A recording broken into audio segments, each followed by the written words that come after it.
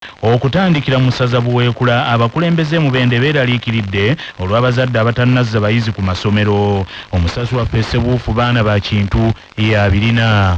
Omuwendo gw'abayizi abaakadda mu masomero mu disitulikiti y'e Mubende ogukyali wansi ennyo ddala gweraliikirizza abakulembeze ku mitendera egy'enjawulo ne bawanjagira abazadde okufa okulaba nga basindika abaana baabwe ku masomero baleme kufiirizibwa.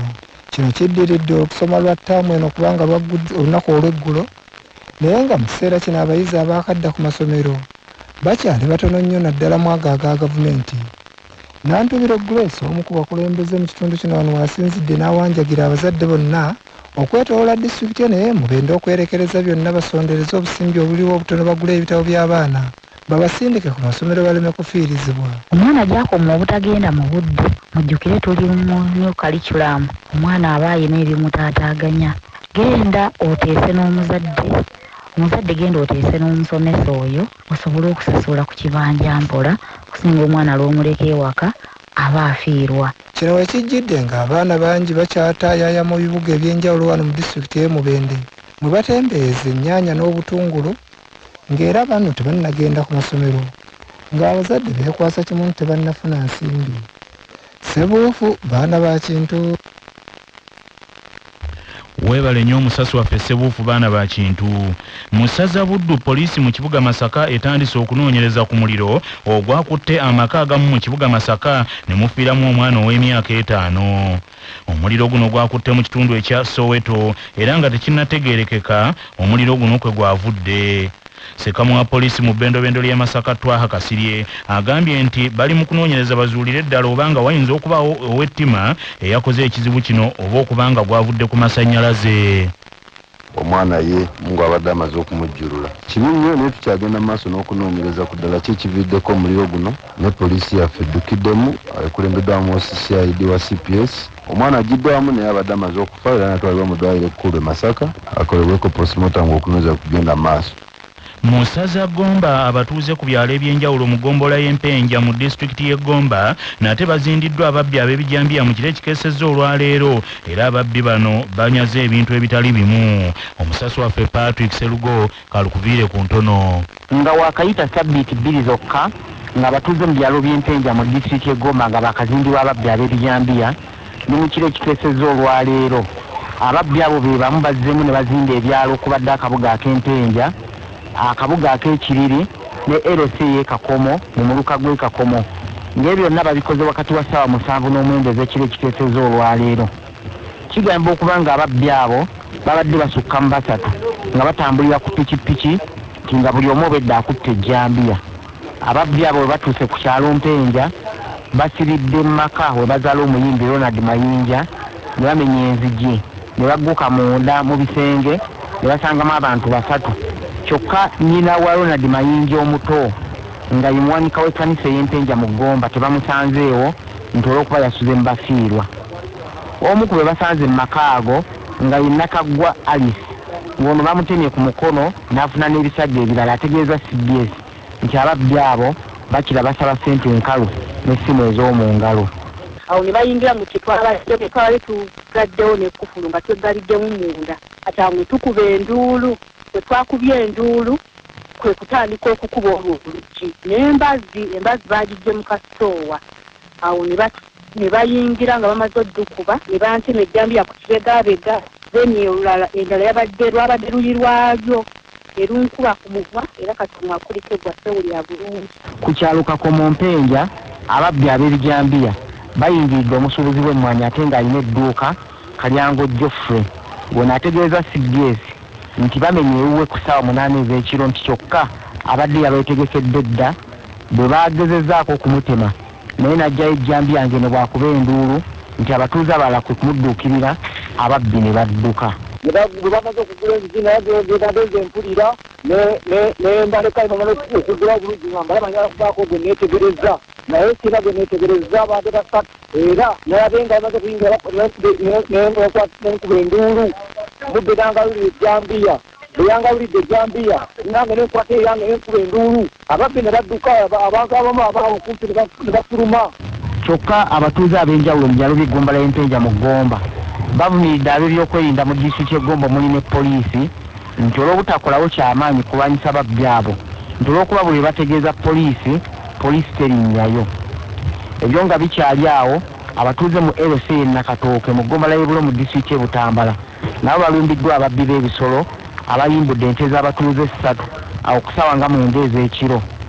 Kansala ow'e Nakatooke Butambala Ssentumbe Faizo ategeeza CBS nti babadde bakagoba ababbi abo ennaku nga 3 emabega. Ku lwa CBS nze Patrick Serugwa. Musaza Busiro omukulu w'ekika ky'Emmamba omutakandiira mu Birugabunga James Mubiruziikwa akuutidde bazzukulu ba Buganda okukuuma ennono n'obulombolombo okwazimbirwa ebika mu Buganda. Omutaka Gabunga obubaka buno abutisse omuwandiisi w'ekika ky'Emmamba omutaka bukulu bwawadda Andrew Benon Kibuuka ng'era ye mwami wa Kabaka ow'eggombola ya Ssabawali Kasanje Musaza Busiro ku mukolo ogw'okuziika ow'omutuba Kaggwe Mugwanya Francis wamu n'okutuuza ow'omutuba omujja Nsubuga Moses. Era n'ayongera okukubiriza bazzukulu ab'Emmamba okubeera obumu okusobola okulaba nti twongera okuzimba n'okukuza ekika kyaffe eky'Emmamba. Ffe kye twogera kiba kimu nti Emmamba ku ntikko, Buganda ku ntikko.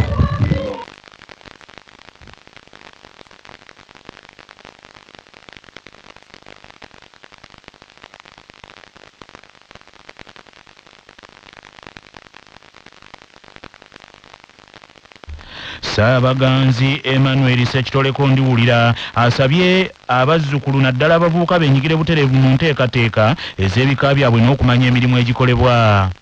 Badde nga ntegeeza abanga ab'enkima mwenva nti bw'otakolera linnya lyo lyowakutuumye nga ggwe bakuwadde mu kika kyo ntalirondoola mugaso litukolera bingi ebikolebwa mu kika ebyemizannyo ebyokuba byennyimbe oluusi abantu balowooza okuba byennyimbe kintu kisono nnyo naye butagenda kuba byennyimbe toza kumanya bajjajjaabo nabofuna oyayo ebikolebwa bingi so sibalowooza ndikusamira naye okujja mulumbe okwaba erumbi kikulu nnyo. Reverend Father Matia Ntale akulembedde mu mmisa alabudde ku bantu abalowooza nti obuwangwa bukontana n'eddiini n'abajjukiza nti ne Yezu naye yalina obuwangwa bw'avaamu. Ndowooza mu Luzungu tugamba we are the most systematic, decent and ever flowing culture in Uganda. Nti ffe abakyasinze okubeera nga tugoberera ennono ne tugikuuma n'obuwangwa ne tubikola mu bulambulukufu ate nga tebikontanye na ddiini kubanga sinabadde bikontanye ddiini singa tetuli wano. Mu ssaza Buddu abayizi n'abasomesa ku ssomero lya gavumenti erya Kitikopu e Bukulula mu disitulikiti ey'e Kalungu bali mu kusoberwa olw'okubulwa abasomesa